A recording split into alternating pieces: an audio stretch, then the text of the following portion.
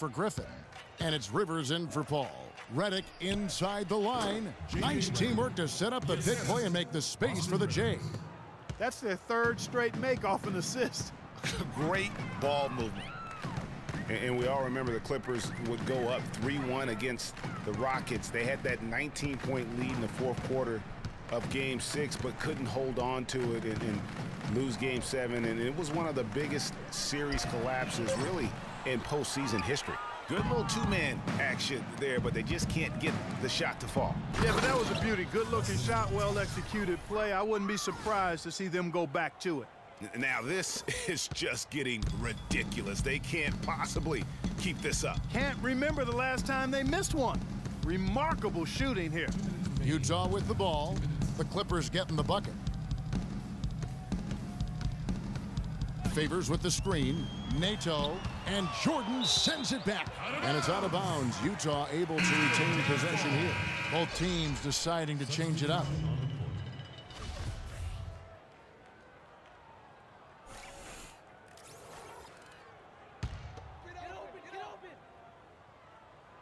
Here's Burke. And they're going to count the bucket and send him to the line. It could be a three-point play. Yeah, heard the whistle and then kept his focus and able to still knock it down. And, Greg, to be able to take the bump like that and maintain control, that's not easy to do. I know you're kind of a little fella, but I was a big guy when I played, so I know how difficult that is. That was impressive. I see. Mack, no luck. Clippers leading by 15. And guys, Shelvin Mack, strong, good jump shot. More importantly, knows his role. Hasn't started that many games in his career, but maximizes his minutes when he's on the floor. Favors. It's good. The assist that time from Burke. 6 points for Derek Favors. The number of points they've scored in the paint already today is pretty eye-opening. It really is, Clark. The defenders need to do a better job of closing those lanes to the hoop. And he hits it and gets hacked on the play. A three-point possibility if he can convert the free throw. And the crisp passing has opened things up for them offensively. 10 straight points off assists. That's very impressive, and it also makes the game easy and fun to watch. Los Angeles making a switch here. Pierce is checked in. Now here's Burke. 5 points in the game. Burks kicks to Burke. And he's good on the three ball. Burke's got 6 in the quarter. That shot becomes effortless for him when the D is so relaxed. They've got to get more intense. And it's going to be out of bounds. The Jazz will take it. And while we have a chance, let's take a look at the best free throw shooters in the league from last season. Take a look at Redick, the best in the NBA. You put him on the line and it's nearly automatic. And of course, Jamal Crawford, another player that shoots extremely well from the free throw line. You know, when you put either one of these guys at the line, they'll step up and knock them down. I mean, what more can you ask for? It was a great season for both of these guys in terms of free throw percentage. They call it the charity stripe sometimes, but it's never quite as easy as it looks from the stand. Here's Mack. He hasn't scored yet. That, I'm sure, will change. And he made sure not to just draw the foul. That was good defense out on the perimeter. Very good. He's a thinking man's defender. Knows how to bother even the best shooters without being overly aggressive. There's 18 seconds left to play here in the second quarter. And Favors kicks to Gobert.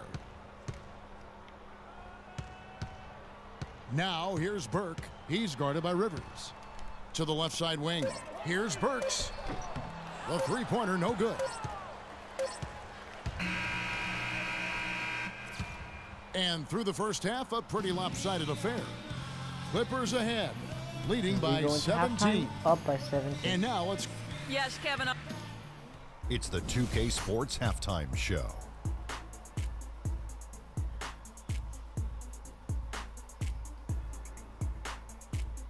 Ernie Johnson here again with Shaquille O'Neal. The Clippers have the edge here at halftime. They are way out in front, leading by 17. And that'll wrap up our halftime show. The third quarter set to go.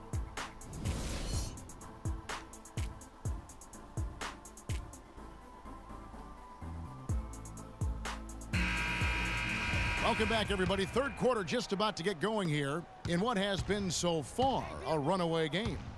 You look at Jamal Crawford in this game. I mean, he's been everywhere.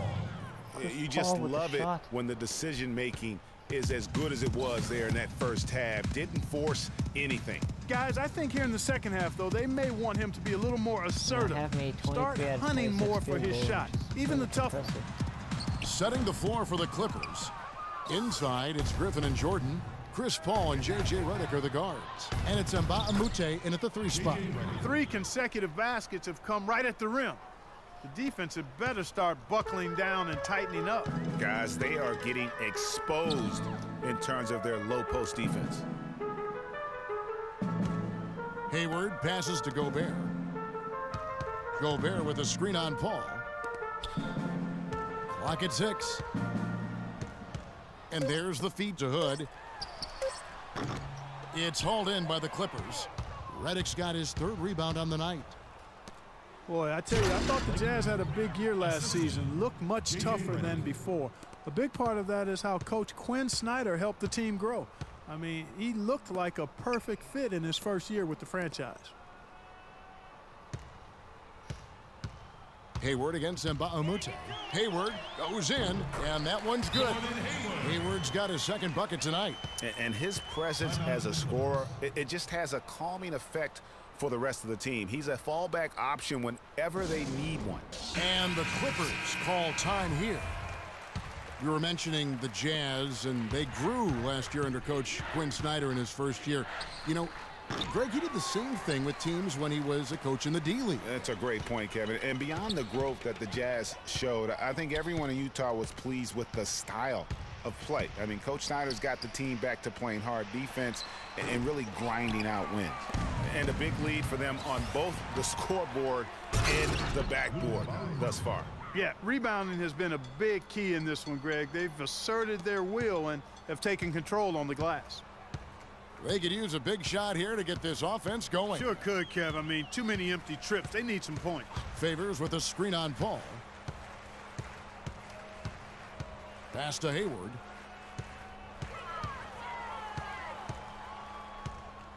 Mbah a Moute with the steal. And the Clippers another fast break opportunity here. That's good. Redick's got 10 points in the game. Excellent ball movement there, guys. So we're on and that's keyed this run. Passing it with purpose. The D hasn't been able to keep up. And Favors kicks to Hood. Back to Favors. Terrific assist. A nice finish. Solid play all around. It really does make the game easy for your teammates when you can lead them to the rim that well with a pass. Here's Hood. And lots of contact there. Missing the shot. He'll shoot 2. And guys, as many rookies do, Rodney Hood hit some major bumps in the road last season. I mean, he came in with the reputation of having an NBA-ready jumper, yet only hit 41% of his shots. He had that foot injury that kept him out for a string of games. However, it really all came together for him in April, the last month of the season. Wesley Johnson's checked in for Mbah a Moute. Last thing I need Jazz trail by 21. The dish now to Hayward.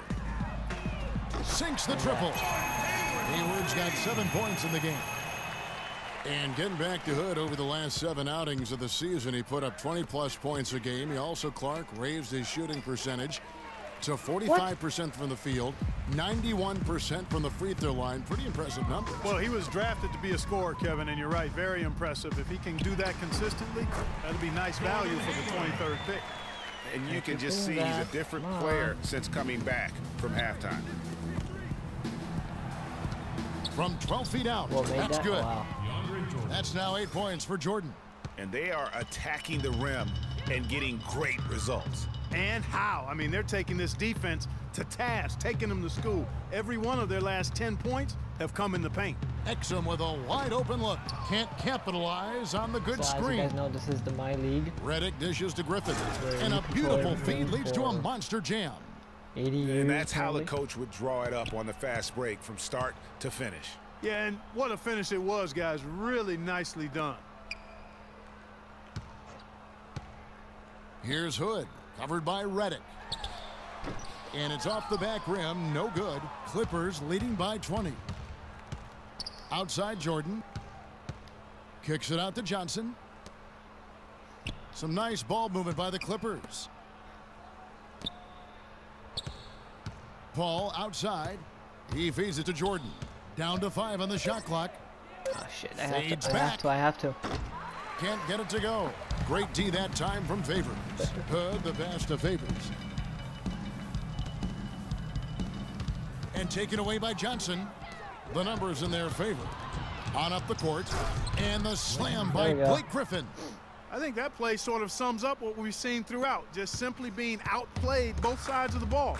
Smart basketball defensively turning into quick points. Keep calling and that can't continue. You know if they hope to get back in this game, I mean, it's really deflating from a morale standpoint. They need stops and points, not turnovers. And I think Doris Burke has something for us right now. Doris? Guys, I was able to listen in on what Quinn Snyder was going over with his team. He told the team he wanted their offense to run through Favors. Coach emphasized getting him as many touches as possible, saying he is going to be one of the guys to carry us the rest of the way. Coach was not wasting any time in altering their strategy here in the second half. And Kevin, he's going to have to hope those changes take effect quickly. Thank you, Doris. And a breakdown here, guys. The hustle stats for Los Angeles. You know, block shots, guys, a clear indicator on the stat sheet of their excellent defense. I mean, leaving them no room to get off any shots. And also, how about the points they've gotten in transition or on the fast break tonight? That's been a huge factor as well. He had a nice open look right there. And that's now 11 points for Gordon Hayward. We've got a 9-second difference between the shot clock and the game clock. Green. And fouled hard that time. He'll get to the line and shoot 2. It's going to go on Gordon Hayward. Way to attack there and then create the contact. Really as close as you can get to an and one right there. He almost had it. Rudy Gobert, he's checked in for the Jazz. There we go. And he sinks the second. 27 seconds left here in the third quarter. Burke kicks to Favors. Favors with a screen on Crawford. Here's Mack, guarded by Crawford. Shot clock at 5. And the whistle blows. It's going to be on Jeff Green. What foul, man? That's his first foul. Substitution. Austin Rivers. Here's Burke off the inbound. And Favors gets it to go in on the assist by Burke. 10 points for Derek Favors. Lovely dish by Columbus's own Trey Burke. A one-man show offensively, and that's almost always good news for his team. And at the end of the third quarter, a huge lead in this one may already have been decided. And we're getting underway here in the fourth quarter. The scoreboard tells the story in this matchup, but we'll see how much things change up here. The Jazz shooting in this game, 45%. Favors and Gobert, the shot-blocking duo inside. Then it's Shelvin Mack. Then there's Alec Burks. That's the 5 on the floor for the Jazz. He got right to the cup using that screen. How about that cloth soft touch? I mean, just a gentle little teardrop, almost like a falling leaf. A leaf falling down slowly to the ground. Very sweet and colorful, too. They're forcing the ball inside, and it's working beautifully. It really is. 5 out of 6 of their last field goals have come from the paint. And there's the pass to Mack. No one near him. DeAndre Jordan grabs the miss. Jordan's got 5 rebounds tonight. The drive by Green, and that one is stuffed right through. That is some real serious dime dropping there. Exquisite assist. 60 seconds off the clock here in the fourth. To the paint. Goes back up, and Gobert with the lay-in. He was the first one to react to that miss. Excellent anticipation on his part. A hustle play on the putback by him. There's Crawford with the 3. There he goes again. That's it.